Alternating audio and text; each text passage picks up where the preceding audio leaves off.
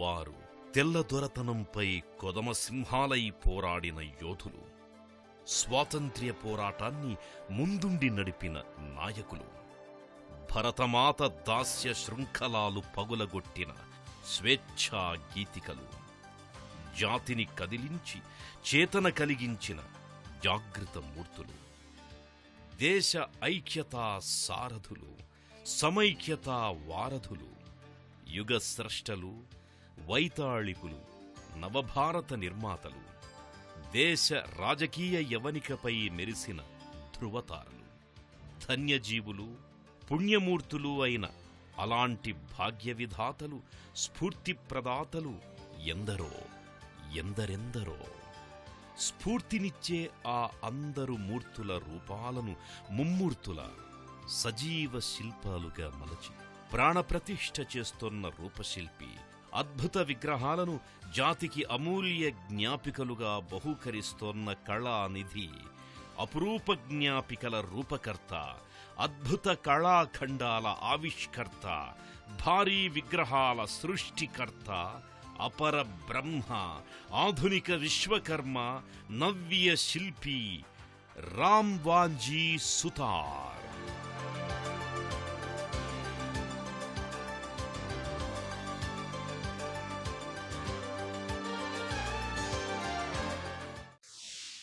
ఒకనాటి బాంబే ప్రెసిడెన్సీగా ప్రసిద్ధి చెందిన నేటి మహారాష్ట్ర ప్రాంతం. అక్కడ ధులియా జిల్లా. ఆ నేలపై ఓ మారుమూల పల్లెటూరు గొండూరు. ఆ పల్లెలో వాంజీ హన్స్రాజ్ వడ్రంగం వృత్తిలో జీవించిన కళాకారుడు. అతడి జ్యేష్ఠపుత్రుడు రామ్ వాంజీ సుతార్ 7 ఏళ్ల వయసున్నప్పుడు స్వదేశీ ఉద్యమంలో భాగంగా మహాత్మాగాంధీ గొండూరు గ్రామాన్ని సందర్శించడం జరిగింది. ఆయన పర్యటన తాలూకు తీయని జ్ఞాపకాలు రామ్ సుతార్ని హృదయంగా వెంటాడాయి. బాపూజీ రూపం సుతార్ మనసుపై ప్రగాఢ ముద్ర వేసింది. పాఠశాలలో నల్లబల్ల మీద గాంధీ మహాత్ముడి బొమ్మ వేసి ప్రశంసలు అందుకున్నాడు. బాలుడు రామ్ సుతార్ వేసే చిత్రాలు, తీర్చిదిద్దే కళాఖండాలను విద్యార్థులు, ఉపాధ్యాయులు ఇష్టపడేవారు. ప్రాథమిక విద్యాభ్యాసం పూర్తయ్యాక కొంతకాలానికి మెట్రిక్యులేషన్ కూడా పూర్తయింది. అతని కళా తృష్ణ, ప్రజ్ఞ, ప్రతిభ గురువు శ్రీరామ్ కృష్ణ జోషిని ఎంతగానో ఆకర్షించాయి. 1950 రామ్ సుతారుకు చదవాలన్న ఆశ ఉంది, శిల్పి కావాలని గుండె నిండా ఆకాంక్ష ఉంది. కాని జేబులో డబ్బు లేదు. చేతిలో కళ ఉంది, కాని కాసుల్లేవు. ముంబై వెళ్లి నిరాశగా తిరిగి వచ్చే రామ్ సుతార్ని గురువు శ్రీరామకృష్ణ జోషి గమనించారు. అతడి బాధను, గాథను, ఆశలను, ఆకాంక్షలను అర్థం చేసుకున్నారు. ఆయనందించిన ఆర్థిక సాయంతో, ప్రోత్సాహంతో, ప్రోద్బలంతో ఉత్సాహంగా ముంబై జేజే స్కూల్ ఆఫ్ ఆర్ట్ వైపు అడుగులు వేశారు. జేజే స్కూల్ ఆఫ్ ఆర్ట్ అంటే ఆనాడు ఆర్టిస్టుల హార్ట్ బీట్. లలిత కళల విద్యార్థుల హృదయ స్పందన, ఆనందనవనం, ఆ కళా ప్రాంగణం. రామ్ సుతార్ శిల్పశాస్త్రంలో డిప్లొమాలో చేరాడు. ఆనాటి మేటి కళాకారుల్లో జీకే మహాత్రే, బాలాజీ వసంత తాలిం, విపి కర్మాకర్ రామ్ సుతార్కి స్ఫూర్తినిచ్చారు. 1953 తాను తీర్చిదిద్దిన శివాజీ భవానీ కళాఖండాన్ని శ్రీరామకృష్ణ జోషి సలహాతో బాంబే ఆర్ట్స్ సొసైటీకి పంపించగా ప్రతిభకు గుర్తింపుగా మాయో వెండి పతకం లభించింది. కళాక్షేత్రంలో శిక్షణ పొందిన తాను ఒక కళాకారుడిగా రూపొందడానికి తన గురువు శ్రీరామకృష్ణ జోషి అంతే తపించారు అని శ్రీరామ్ సుతారన్న మాటలు అక్షర సత్యాలు. శిల్పిని తీర్చిదిద్దిన శిల్పి అతడు. 1954 జేజే స్కూల్ ఆఫ్ ఆర్టులో చదువు పూర్తయింది. అదే సమయంలో ఔరంగాబాద్ పురావస్తు శాఖలో రామ్ సుతార్ ఉద్యోగ పర్వం ప్రారంభమైంది. మౌల్డర్గా కొలువు దక్కింది. ప్రపంచ పర్యాటకులకు ఆకర్షణగా నిలిచిన అజంతా కుడ్య చిత్రాలు, ఎల్లోరా గుహల శిల్పాల్లో కొన్ని శిథిల స్థితికి చేరాయి. వాటికి పూర్వ వైభవం తెచ్చే బృహత్తర బాధ్యతను ప్రభుత్వం రామ్ సుతార్ మీద పెట్టింది. ఆయన శిల్పకళలో అనల్పంగా ఎదగడానికి ఇక్కడే బీజం పడింది. ప్రపంచ బౌద్ధానికి ఒక ఆకర్షణగా ఉన్న అజంతాలో కుడ్య చిత్రాలకు పూర్వాకృతిని, అపూర్వ యశస్సును ఇవ్వటంలో రామ్ సుతార్ పాత్ర ఎనలేనిది. కొండలు తొలచి శిల్పాలుగా మలచి ఆవిష్కరించిన శిలా సదృశ కావ్యాలు ఎల్లోరా కళాఖండాలు. చాళుక్యులు, రాష్ట్రకూటుల కాలంలో తీర్చిదిద్దిన అద్భుతాలవి. భారీ శిల్పాల సృష్టిలో రామ్ సుతార్ ఆలోచనలకు అవి స్ఫూర్తినిచ్చాయి. శైథిల్యానికి చేరువై శిథిల స్థితిలో ఉన్న శిల్పాలకు తిరిగి ప్రాణప్రతిష్ఠ చేసిన కళాకారుడు రామ్ సుతార్. మాన్యుమెంటల్ విగ్రహాల తయారీని తానొక సవాలుగా స్వీకరించారంటారు ఆయన. ఔరంగాబాదులో ఉన్నప్పుడే వాటర్ కలర్స్తో అద్భుతమైన పెయింటింగ్స్ అనేకం వేశారు. 1958 కళాకారుడికి ఆకాశమే హద్దు. 1958లో రామ్ సుతార్ మజిలీ ఢిల్లీకి మారింది. కేంద్ర సమాచార శాఖలో మోడలింగ్లో టెక్నికల్ అసిస్టెంట్గా ఉద్యోగం లభించింది. ఆ వ్యవస్థలో ఏడాది కంటే ఇవ్వడలేకపోయారు. ఆస్థానాలకో సంస్థానాలకో పరిమితమైతే ఎదుగుదల ఉండదు అని భావించారు. ఈ క్రమంలో ఉద్యోగానికి రాజీనామా చేసి పూర్తిస్థాయి శిల్పిగా మారిపోయారు. ఢిల్లీలో ఎన్నో అవమానాలు, సాటి కళాకారుల అవహేళనలు, డబ్బు కోసం కళ నమ్ముకునే వ్యాపారి అంటూ రామ్ సుతార్ మీద నిందలు వేశారు. ఓ శత్రువుగా పరిగణించి తమ ప్రపంచంలోకి అడుగుపెట్టనివ్వలేదు. రామ్ సుతార్ అన్నింటినీ ఎదిరించి ధీశాలిలా నిలిచారు. అవమానాలు, అవహేళనలకు ఆయన చెలించలేదు. తనదైన కళా ప్రపంచాన్ని నిర్మించుకున్నారు. ఆయన కళనే నమ్ముకున్నారు, కళను అమ్ముకోలేదు. 1961 దేశంలోనే అత్యంత స్వచ్ఛమైన నది గంగానది. గంగానది కంటే ప్రాచీనమైన నది యమునా నదికి ఉపనది అయిన చంబల్ నది. మధ్యప్రదేశ్, రాజస్థాన్, ఉత్తరప్రదేశ్ రాష్ట్రాల్ని సస్యశ్యామలం చేసే జీవనది, జీవనాడి. చంబల్ తల్లి దీవెనలతో మధ్యప్రదేశ్, రాజస్థాన్ సోదరుల్లా ఉండి అభివృద్ధి చెందాలి. చంబల్ నదీ జలాలతో ఉభయ రాష్ట్రాలు లబ్ధి పొందుతున్నాయి. చంబల్ నదీమ తల్లికి కృతజ్ఞతాభావంతో నిర్మించిన చిహ్నం 45 అడుగుల చంబల్ మాత విగ్రహం. శిల్పిగా రామ్ సుతార్ స్థానాన్ని ప్రజల మనసుల్లో ప్రగాఢ ముద్ర వేసిన అపురూప విగ్రహం చంబల్ మాత విగ్రహం. విగ్రహం పక్కన 2 పిల్లల్లా రాజస్థాన్, మధ్యప్రదేశ్ రాష్ట్రాల్ని చిత్రిస్తూ రూపొందించిన విగ్రహమది. గాంధీసాగర్ డ్యాం ప్రదేశంలో చూపరులను ఇది ఆశ్చర్యచకితుల్ని చేస్తుంది. అప్పటిదాకా తాను తీర్చిదిద్దిన శిల్పాల్లో ఇదే అతి ఎత్తైనది. పండిట్ జవహర్లాల్ నెహ్రూ 1961లో ఈ విగ్రహాన్ని ఆవిష్కరించి రామ్ సుతార్ కళా సృజనను ప్రశంసించారు. దేశంలో పార్లమెంటు ప్రాంగణం చూసినా, ఏ దర్శనీయ ప్రదేశాన్ని సందర్శించినా కనపడే ప్రముఖుల విగ్రహాలన్నీ రామ్ సుతార్ రూపకల్పన చేసినవే. ఆ చేతులు చెక్కని శిల్పం లేదు, ఆయన రూపుదిద్దని కళాఖండం లేదు. ఆ శిల్పాలు మనకేసి చూస్తుంటాయి, సంభాషిస్తున్నట్లు అగుపిస్తాయి. ఒక శిల్పానికి ఆకృతినిచ్చే ముందు ఆ వ్యక్తి స్వభావం, శారీరక భాషను అధ్యయనం చేయడం రామ్ సుతార్ ప్రత్యేకత. గాంధీజీకి ప్రతిమ జబ్ లగాయి. పార్లమెంటులో మొదటిగా గాంధీజీ విగ్రహం పెట్టడం జరిగింది. ఆ సమయంలోనే కేవలం గాంధీజీ మాత్రమే కాకుండా ఇంకా చాలామంది నాయకులు ఉన్నారు కదా అని పలువురు సూచించారు. దాంతో మిగతా నాయకుల విగ్రహాలు కూడా పెట్టాలి అనే ఆలోచన వచ్చింది. అలా ఒకటి తర్వాత ఒకటిగా చాలా విగ్రహాలు చేయడం జరిగింది. నెహ్రూజీ, ఇందిరమ్మ విగ్రహాల నిర్మాణం శరపరంపరగా జరిగిపోయింది. ఈ మధ్యనే సర్దార్ పటేల్ విగ్రహం కూడా పూర్తయింది.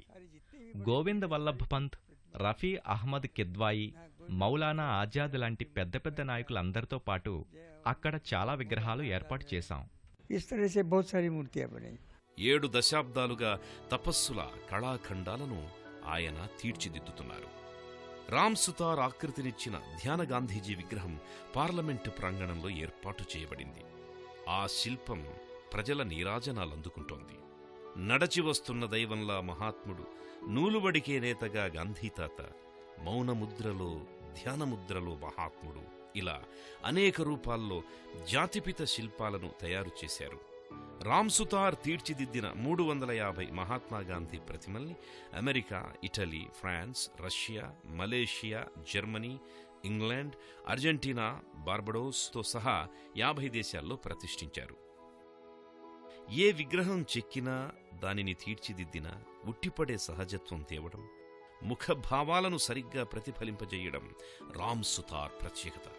ఇందుకాయన ఆ స్ఫూర్తిమంతుని రూపాన్ని గుర్తుంచుకోవడమే కాకుండా ఆ వ్యక్తి యొక్క శారీరక భాష, ప్రజా జీవితంలో ఉన్నప్పటి భంగిమల్ని అధ్యయనం చేస్తారు. పండిట్ నెహ్రూ సూచనలతో కర్మవీరులు, త్యాగధనులు, దేశమాత ముద్దుబిడ్డలు అయిన స్వాతంత్ర్య యోధుల విగ్రహాలకు రూపకల్పన చేశారు. సహజత్వంతో తీర్చిదిద్దడమే విగ్రహాలకు ప్రాణప్రతిష్ఠ. అమృత్సర్లో మహారాజా రంజిత్ సింగ్ విగ్రహం ఎడమ కంటిలో దృష్టిదోషాన్ని సైతం చిత్రించారు అంటే వృత్తిపై రామ్ సుతార్ శ్రద్ధ, మమకారం, అంకితభావం ఎలాంటిదో అర్థం చేసుకోవచ్చు. బెంగళూరులో మహాత్మాగాంధీ విగ్రహం చిరునవ్వుతో ఇద్దరు బాలల్ని పలకరిస్తున్నట్టు, ఆప్యాయంగా పరామర్శిస్తున్నట్లు ఉంటుంది.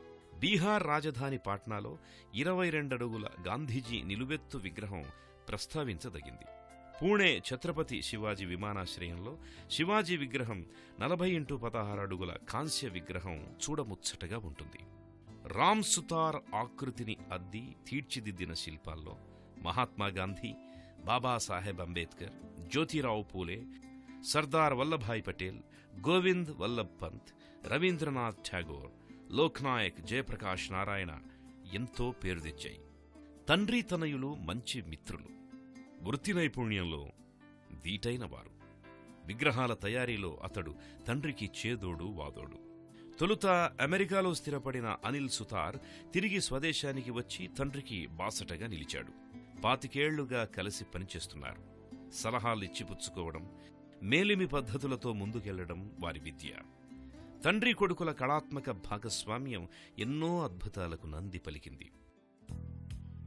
జ్ఞాపక చిహ్న శిల్ప కళారంగానికి 7 దశాబ్దాలుగా అంకితమైన కళా యశస్వి, అనేక శిల్పాల రూపశిల్పి రామ్ వాంజీ సుతార్ కళా సృజనకు గుర్తింపుగా అనేక పురస్కారాలు వరించాయి. 1999లో భారత ప్రభుత్వం పద్మశ్రీ పురస్కారంతో గౌరవించింది.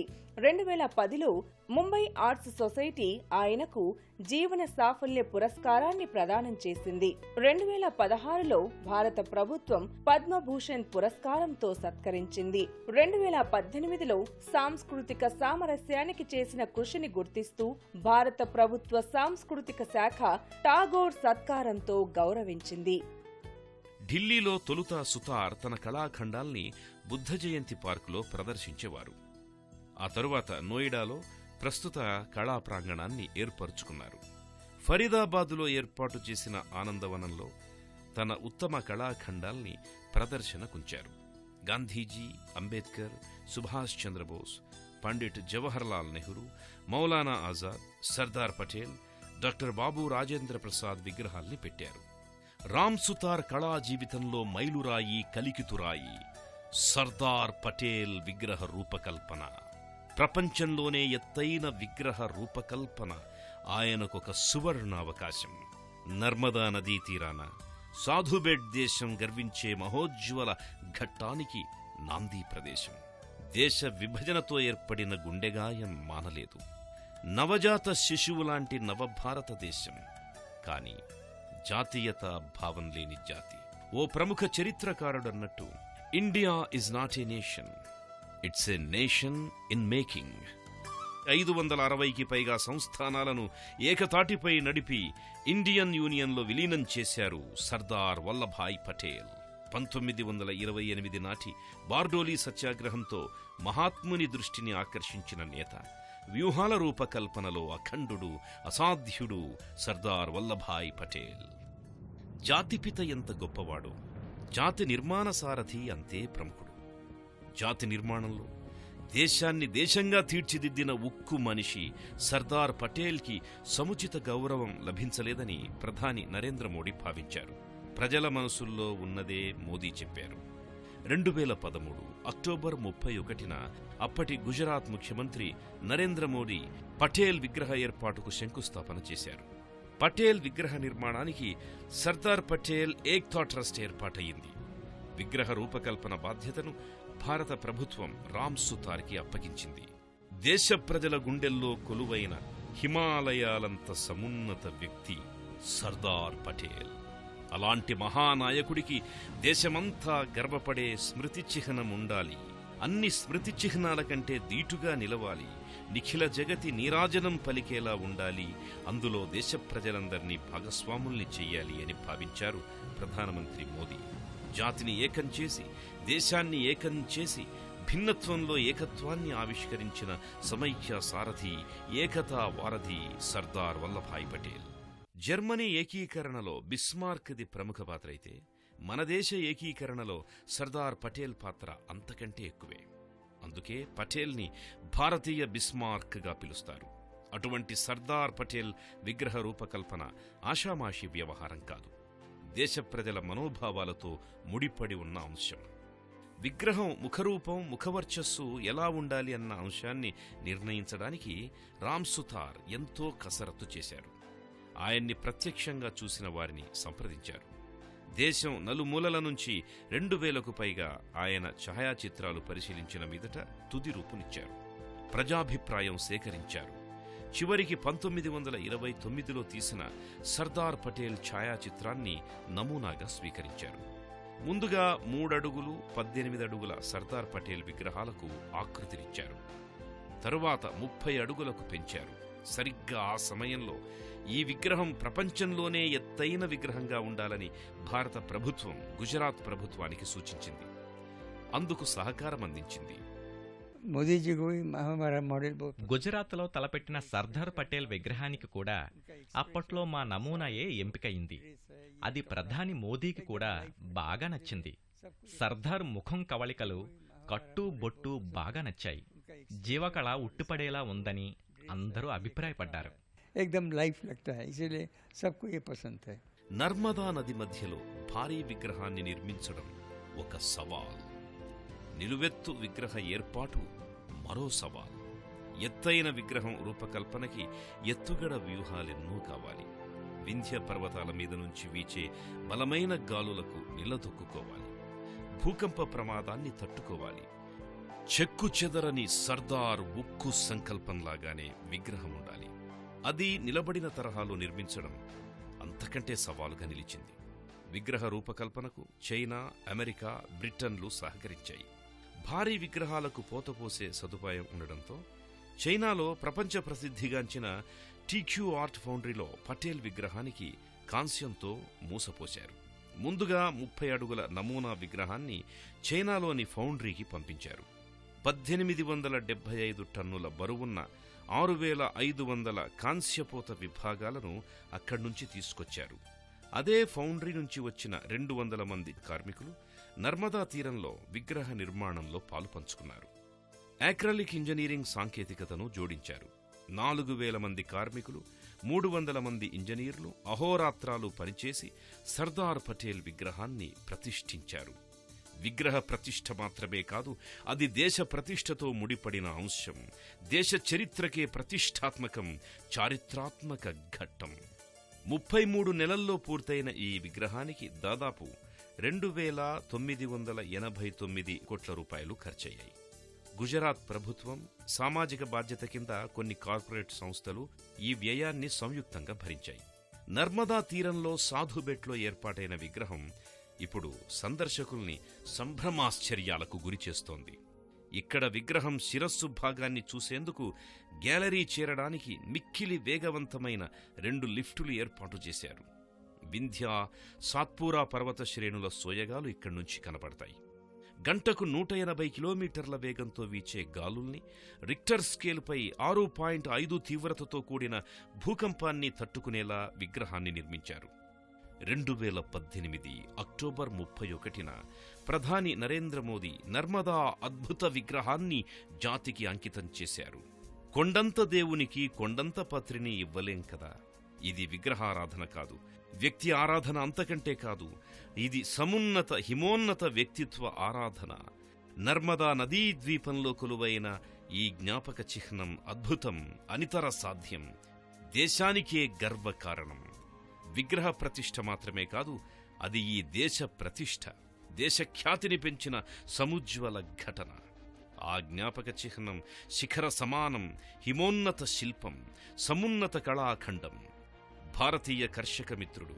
ఐక్యతతో దేశాన్ని దేశంగా తీర్చిదిద్ది స్వతంత్ర భారతావని స్వప్నాన్ని సాకారం చేసిన మహనీయుడు సర్దార్ వల్లభాయ్ పటేల్. ఆయన విగ్రహాన్ని తీర్చిదిద్దడం పూర్వజన్మ సుకృతం, సుతార్ జన్మ ధన్యం. ప్రపంచంలోనే అత్యంత ఎత్తైన పొడవైన గాంధీ విగ్రహాన్ని తయారు చేసి ముంబై గేట్వే ఆఫ్ ఇండియా దగ్గర నెలకొల్పడం తన జీవితాశయమంటారు రామ్ సుతార్. వయసు శరీరానికే కాని మనసుకు కాదు. అయినా ఆశయాల ఆర్ద్రత ఆరని మనిషిని అని ఓ మహనీయుడన్న మాటలు రామ్ సుతార్కి అక్షరాలా వర్తిస్తాయి. శిఖరమంత ఎదిగిన తొణకని అణుకువ, హిమాలయమంత ఔన్నత్యం, సమున్నత వ్యక్తిత్వం. మహనీయులెలా ఉండేవారో కళాత్మకంగా చూపాలన్న తపన ఆయనది. అనల్ప శిల్పాలతో మహాత్ముల స్ఫూర్తిని, కీర్తిని వస్తోన్నతరాలకి అందించాలన్న ఆకాంక్ష. ఆ చేయి తాకగానే కలలు అలలుగా పొంగి కమనీయ శిల్పాలుగా రూపుదిద్దుకుంటాయి. తీర్చిదిద్దే పదార్థమేదైనా అవి యథార్థ రూపాన్ని కళ్ల ముందుంచే కళాఖండాలు. తొలిచే రాళ్ల నుంచో, మలిచే పదార్థం నుంచో ఆరాధనతో కొలిచే మూర్తుల్ని ఆవిష్కరిస్తున్నారు. రూపుదిద్దే కళ కోసమే జీవితాన్ని వెచ్చించిన తపస్వి, తేజోమూర్తుల రూపాలను జాతికి అపురూప చిహ్నాలుగా అందిస్తోన్న యశస్వి రామ్ వాంజీ సుతార్.